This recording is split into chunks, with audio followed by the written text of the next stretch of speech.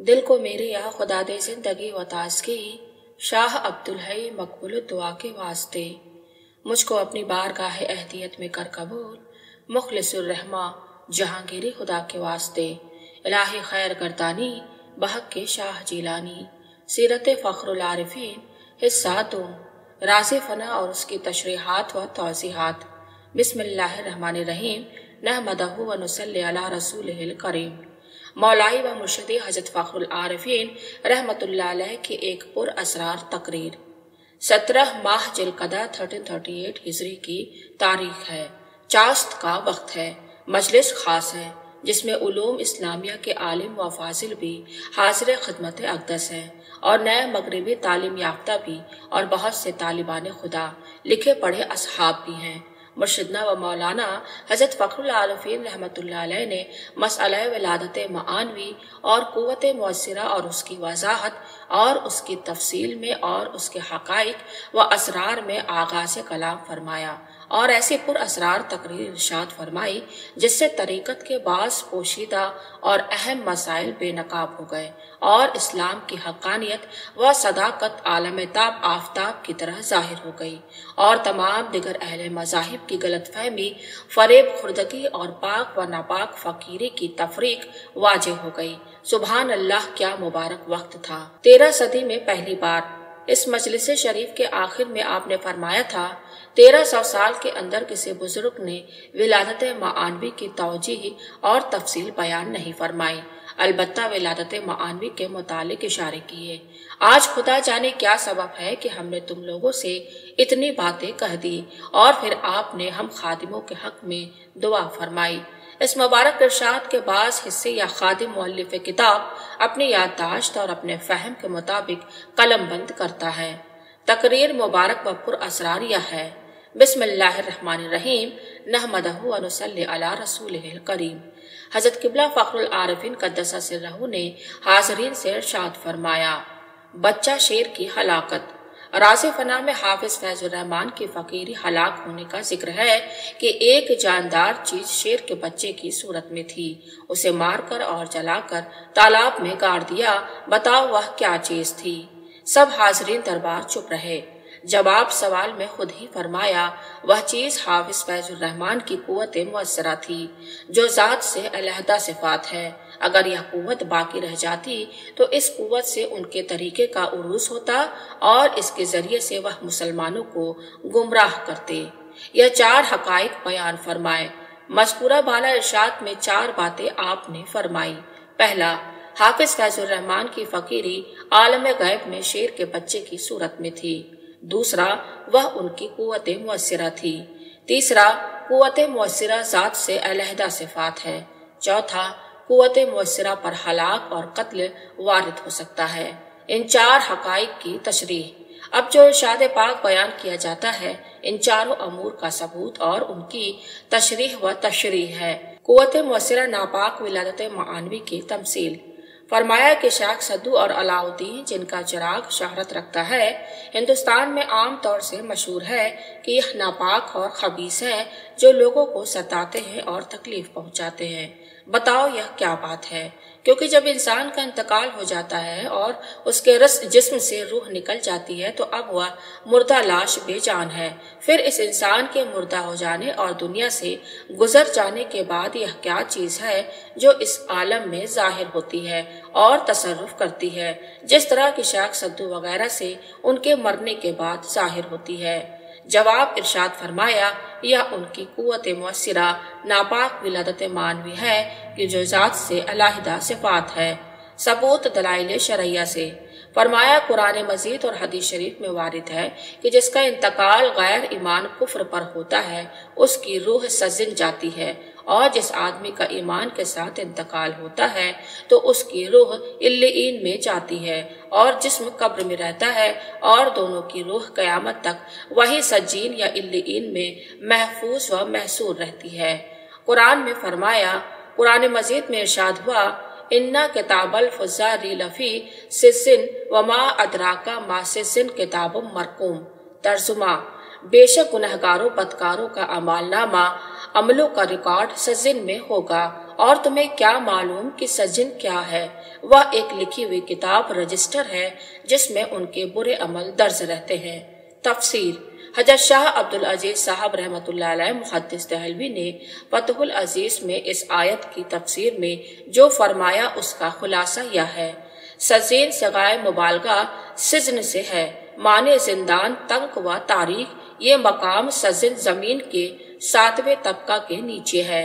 یہ دوزخیوں کے مرنے کے بعد ان کی ارواح کا قید خانہ ہے اور یہ بدکاروں کی روح کے رہنے کی جگہ ہے۔ قیامت تک ان پر طرح طرح کا عذاب اس قید خانے میں ہوگا۔ نیکوں کی جگہ: اس سورت کی دوسری آیت پاک میں ارشاد خداوندی ہے: اِنَّ کتاب الابراری لفی علیین وما ادراکا ما علیون کتاب مرقوم۔ ترجمہ: بے شک نیک لوگوں ابرار کا اعمال نامہ عملوں کا ریکارڈ علیین میں ہوگا، اور تم کیا جانو کہ علیین کیا ہے؟ وہ ایک لکھی ہوئی کتاب رجسٹر ہے جس میں نیک لوگوں کے عمل درج رہتے ہیں۔ اس کی تفسیر میں مولانا شاہ عبدالعزیز فرماتے ہیں، جس کا خلاصہ یہ ہے: مقام علیین 7 آسمان کے اوپر ہے۔ موت کے بعد نیکوں کی ارواح وہاں جاتی ہے اور یہ مقام علیین مقربان یعنی انبیاء اولیاء کی ارواح کے رہنے کی جگہ ہے۔ اس تفسیر سے ثابت ہوا کہ مرنے کے بعد نیکوں کی روح علیین میں اور بدوں کی روح سجین میں رہتی ہے۔ تو پھر شیخ سدو وغیرہ سے جو تصرفات اس دنیا میں ہوتے ہیں وہ دراصل ان کی روح کے تصرفات نہیں ہوتے ہیں، کیونکہ ان کی روح اپنے اپنے مقام میں محصور و محفوظ ہے، بلکہ یہ تو ان کی قوت مؤثرہ ناپاک کے تصرفات ہیں۔ قوت مؤثرہ پاک ولادت معانوی کی دوسری تمثیل: قوت مؤثرہ ناپاک ولادت معانوی کا بیان فرمانے کے بعد حضرت قبلہ روحی فدا نے پھر حاضرین کو مخاطب کیا اور فرمایا: بتاؤ حضرات، انبیاء علیہ السلام کے دنیا سے گزر جانے کے بعد ان کے مذہب کا عروج و ترقی اور ان سے ہدایت مخلوق کس طرح ہوتی ہے، کیونکہ دنیا سے تو یہ حضرات رحلت فرما چکے، اور جیسا کہ قرآن مجید اور حدیث شریف میں وارد ہوا ہے، ان حضرات کی ارواح مقدسہ کا مستقر قیام علیین ہے۔ پھر وہ کون سی قوت ہے کہ جس سے ان حضرات کے پردہ فرمانے کے بعد ان کے مذہب کو عروج ہوتا ہے؟ چنانچہ ہمارے حضرت نبی کریم صلی اللہ علیہ وسلم اور اکثر انبیاء علیہ السلام کے مذہب کا عروج ان کے بعد ہوا ہے۔ حاضرین متحیر اور خاموش رہے۔ جواب میں فرمایا: یہ عروج اور ترقی اور ہدایت مخلوق ان حضرات کی قوت مؤثرہ پاک ولادت معانوی کے تصرف سے ہوتی ہے، جب تک حق سبحانہ تعالیٰ کو منظور ہے۔ چند امور موقوف علیہ: آپ کے مندرجہ بالا پر اسرار کلام کو سمجھنے کے لیے چند اور موقوف علیہ کو بطور مقدمہ پہلے جان لینا مفید اور ضروری ہے۔ یہ کہ پہلا، قوت مؤثرہ نتیجہ ہے اعمال کا، خواہ و عمل جلالی اسماء حسنہ کی تاثیر کا ہو، خواہ اسماء حسنہ جمالی کی تاثیر کا۔ دوسرا، عالم مثال مستقر ہے قوت مؤثرہ کا۔ تیسرا، اقسام فنا۔ چوتھا، عالم مثال سے قوت مؤثرہ کا تعلق اور اس کی ترقیات۔ پانچواں، ولادت معانوی 2 طرح کی ہے، پاک اور ناپاک۔ چھٹا، قوت مؤثرہ روح کی صفت ہے۔ ساتواں، قوت مؤثرہ پر ہلاک اور سلب کا وارد ہونا۔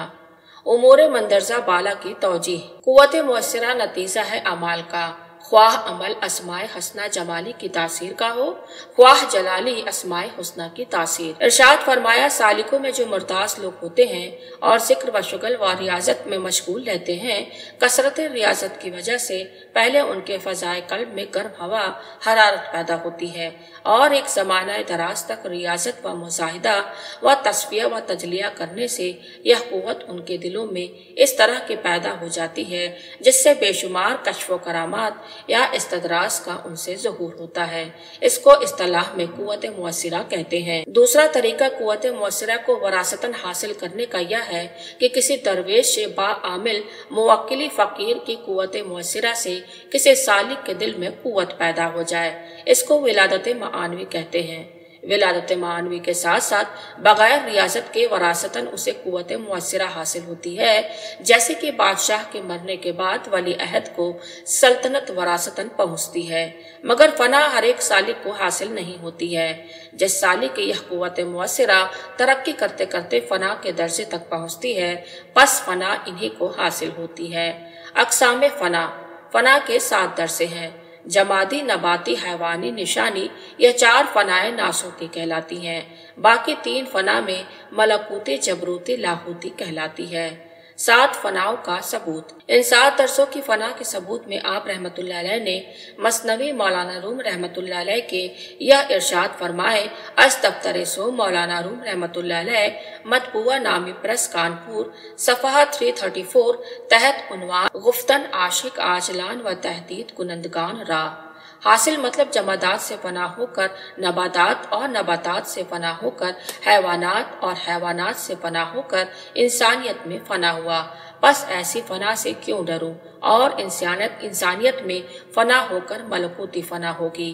ملائکہ کے پرے پرواز نصیب ہوں گے، پھر فنائے ملکوتی سے فنا ہو کر آگے بڑھے۔ جبروت میں فنا ہوئے کہ خدا کی ذات کے سوا سب کو فنا ہے، اور یہ وہ مقام ہے کہ فرشتے قربان ہوں، اور جو قیاس و وہم میں نہ آئے وہ ہو جاؤ، پھر عدم ہو جاؤ، لاہوت میں فنا ہو جاؤ۔ بے شک ہماری بازگشت واپسی خدا ہی کی طرف ہے۔ مثنوی مولانا روم رحمت اللہ علیہ کے دوسرے دفتروں میں بھی ان 7 درسوں کی فنا کا ذکر ہے۔ عالم مثال جو مستقر ہے قوت مؤثرہ کا۔ واضح ہو کہ انسان اس دنیا میں آباد ہے جو عالم مادی ہے، وہ جسے عالم اجسام اور عالم ناسوت کہتے ہیں، اور اس عالم اجسام سے بالا عالم مثال ہے، اور یہ عالم مثال غیر مادی ہے اور داخل ہے عالم ملکوت میں، اور درمیان میں ہے عالم ارواح اور عالم اجسام کے، اور یہ مستقر اور قرار گاہ ہے اعمال کے مناسب حال صورتوں کا۔ مثال عالم مثال اور عالم ارواح مقدار اور مادہ دونوں سے منجہ اور مقدس ہے، اور عالم اجسام مادی ہے، اور عالم مثال مادہ نہیں رکھتا لیکن مقدار رکھتا ہے۔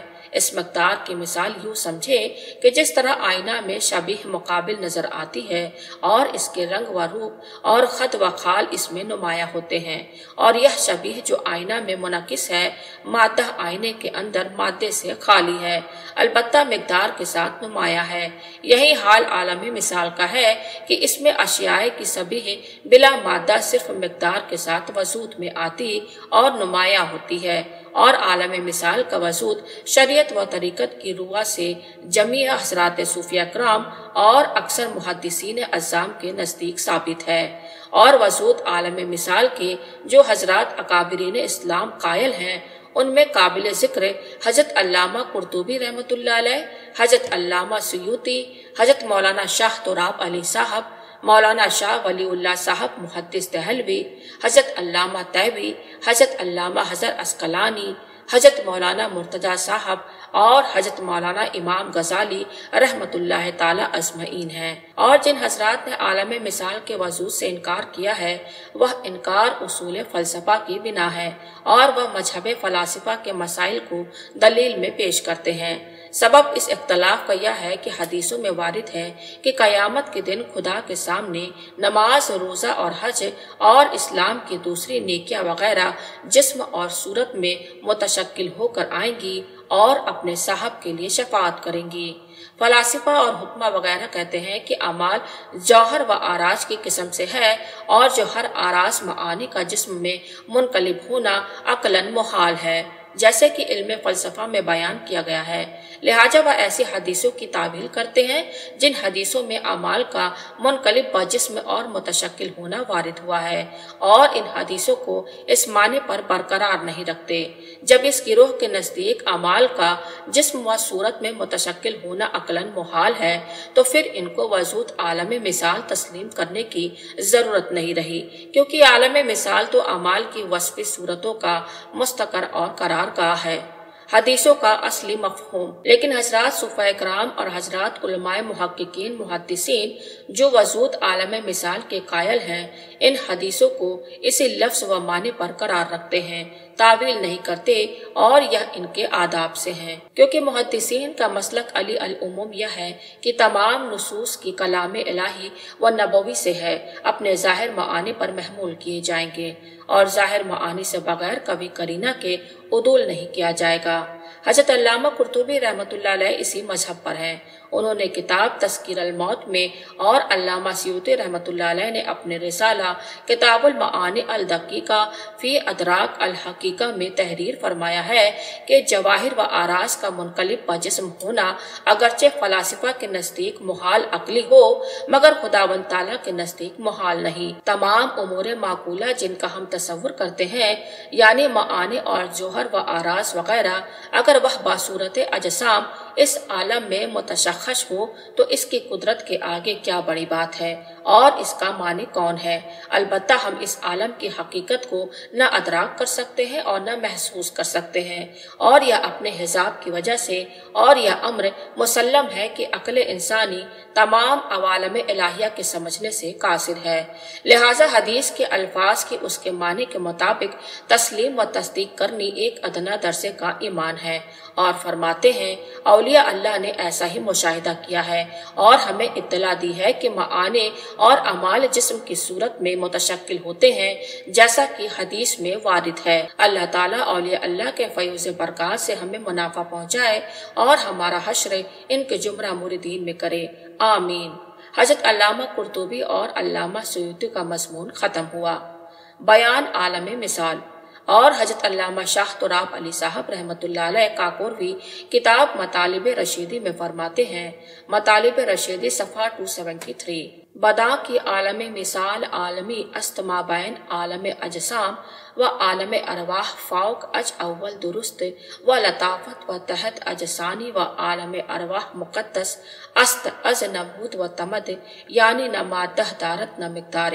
عالم اجسام ہمہ مادہ دارت و ہم مقدار، و عالم مثال مادہ نہ دارت و اما مقدار مدارت، و بیشتر حکمہ و جمہور متکلمین عالم مثال را انکار کردند و نہ ساختہ اند و حکمائے اشراق، و جمہور صوفیہ کرام بدا قائل اند و عقل صحیح بدا حاکم است چون قادر مطلق عالم آفرید کی آج اج مادہ و مقدار منجہ است و عالمی دیگر کی بہراور موصوف وسعت قدرت چنامی خوابت کی عالمی مابین ہر دو میں باشد کی مادہ نہ دارت و مقدار دارت اما انچے دارت و مادہ نہ دارت و متصور نست کی نمود بے تقدیر نہ باشد و نست محققان بیشتر احکام آخرت کی شرح متحر بدا ناطق است بہما عالم تعلق دارت انشاءاللہ تعالی۔ حضرت شاہ ولی اللہ صاحب محدث دہلوی اور اثبات عالم مثال اور حضرت شاہ ولی اللہ صاحب محدث دہلوی نے اپنی کتاب عزت اللہ البالغہ کے مطبوعہ مصرع صفحہ 10 پر ایک پورا باب ثبوت عالم مثال میں تحریر فرمایا ہے، جس کی اصل عبارت مع ترجمہ اردو درج ذیل ہے۔ جاننا چاہیے کہ بہت سی حدیثوں سے ثابت ہوتا ہے کہ عالم موجودات میں ایک ایسا عالم بھی ہے جو غیر عنصری ہے اور جس میں معانی ان اجسام کی صورت میں متشکل ہوتے ہیں جو اوصاف کے لحاظ سے ان کے مناسب ہیں۔ پہلے اس عالم میں اشیاء کا ایک گونا وجود ہو لیتا ہے، تب دنیا میں ان کا وجود ہوتا ہے، اور یہ دنیاوی ایک اعتبار سے بالکل اس عالم مثال کے وجود کے مطابق ہوتا ہے۔ اکثر یہ اشیاء جو عوام کے نزدیک جسم نہیں رکھتی اس عالم میں منتقل ہوئی ہیں اور اترتی ہیں، اور عام لوگ ان کو نہیں دیکھتے۔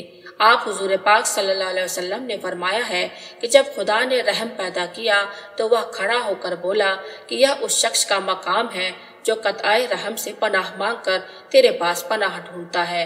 اور آپ حضور پاک صلی اللہ علیہ وسلم نے فرمایا کہ سورہ بقرہ اور آل عمران قیامت میں بادل یا سائبان یا صف بستہ پرندوں کی طرح آئیں گی اور ان لوگوں کی طرف سے وکالت کریں گی جنہوں نے ان کی تلاوت کی ہے۔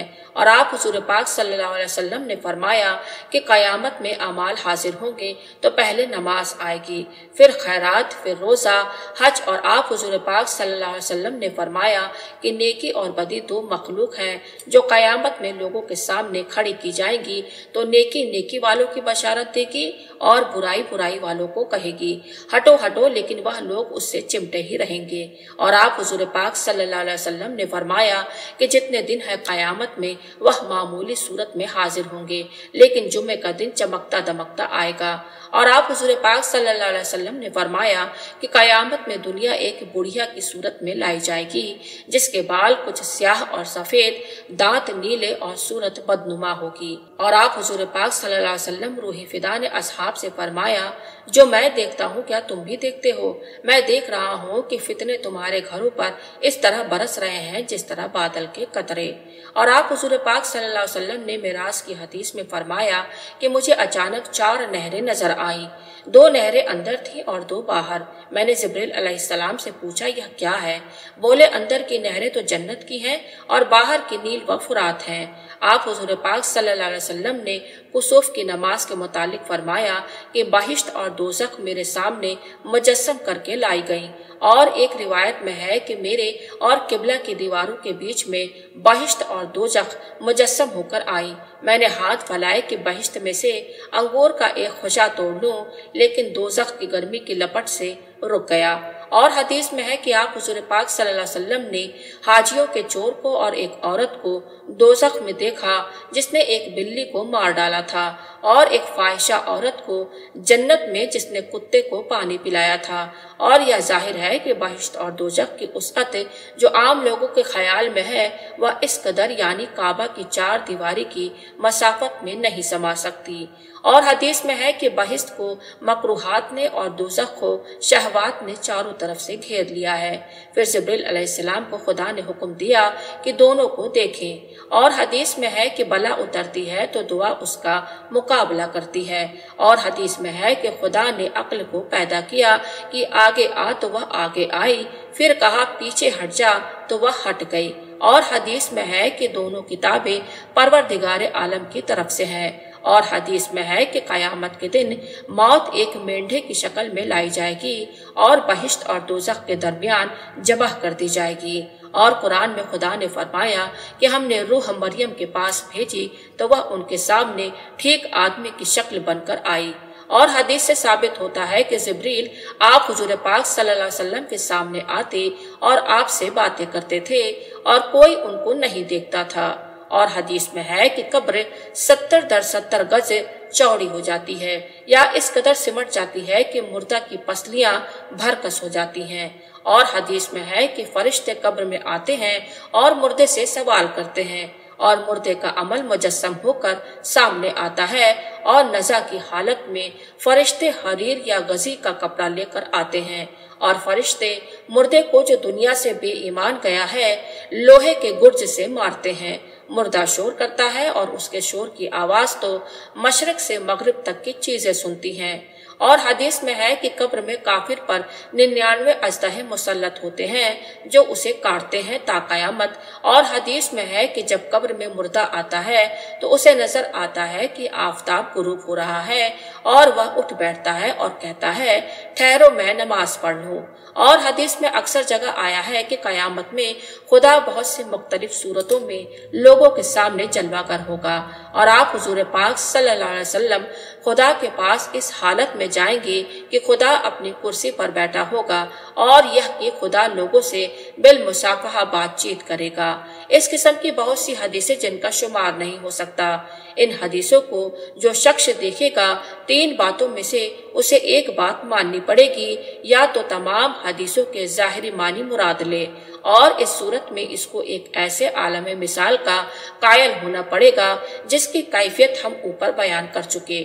और यह वह सूरत है जो अहले हदीस के कायदे के मुताबिक है। चुनांचे अल्लामा सियूती ने इसकी तरफ इशारा किया है और खुद मेरी भी यही राय और यही मजहब है, या फिर वह इस बात का कायल हो कि देखने वाले को हाशिया में यही मुश्किल नजर आती होगी और उसकी नजरों में वह इसी तरह जलवा कर होंगे।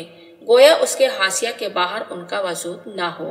چنانچہ قرآن مجید میں جو آیا کہ آسمان اس دن صاف دھواں بن کر نظر آئے گا، اس کے معنی عبداللہ ابن مسعود رضی اللہ عنہ نے اسی کے قریب قریب لیے ہیں، یعنی یہ کہ لوگوں پر قحط پڑا تھا تو جب کوئی آسمان کی طرف دیکھتا تھا تو اس کو بھوک کی وجہ سے آسمان دھواں سا معلوم ہوتا تھا۔ ابن ماجشون مشہور محدث سے مروی ہے کہ جن حدیثوں میں خدا کے اترنے اور مری ہونے کا ذکر ہے، ان کے معنی یہ ہے کہ خدا مخلوق کی نظر میں ایسا تغیر پیدا کر دے گا کہ وہ خدا کو ایسی حالت میں دیکھیں گے کہ وہ اتر رہا ہے اور تجلی کر رہا ہے اور اپنے بندوں سے گفتگو اور خطاب کر رہا ہے، حالانکہ خدا کی جو شان ہے نہ اس میں تغیر ہوگا نہ خدا منتقل ہوگا، اور یہ اس لیے ہوگا کہ لوگ جان لیں کہ خدا ہر چیز پر قادر ہے۔ تیسری صورت یہ ہے کہ ساری باتیں بطور تمثیل بیان کی گئی ہیں جن سے دوسرے مطالب کو ذہن نشی کرنا مقصود ہے، لیکن جو شخص صرف اس احتمال پر بس کرتا ہے میں اس کو اہل حق میں شمار نہیں کرتا۔ یہ ہے عالم مثال پر حضرت شاہ ولی اللہ صاحب محدث دہلوی کی تقریر کا اقتباس۔ 4 باتیں ثابت ہوئیں۔ ان کی تقریر سے اس عبارت آغاز سے لے کر کے جاننا چاہیے ان الفاظ تک کی عالم مثال کے وجود کے مطابق ہوتا ہے۔ 4 باتیں ثابت ہوئی۔ پہلا، عالم موجودات میں ایک ایسا بھی عالم ہے جو غیر عنصری ہے، عالم مثال اس عالم کا نام ہے۔ دوسرا، اس غیر عنصری عالم مثال میں معانی یعنی اعمال ان اجسام کی صورت میں متشکل ہوتے ہیں جو بالحاظ اوصاف ان اعمال کے مناسب حال ہیں۔ تیسرا، پہلے اس عالم مثال میں ان اشیاء کا ایک گونا وجود ہو لیتا ہے، تب ثانیان دنیا میں ان کا وجود ہوتا ہے۔ چوتھا، اور یہ دنیاوی وجود ایک اعتبار سے بالکل اس عالم مثال کے وجود کے مطابق ہوا ہے۔ یہ ہے 4 نمبروں میں حضرت مولانا شاہ ولی اللہ کی تقریر کا خلاصہ۔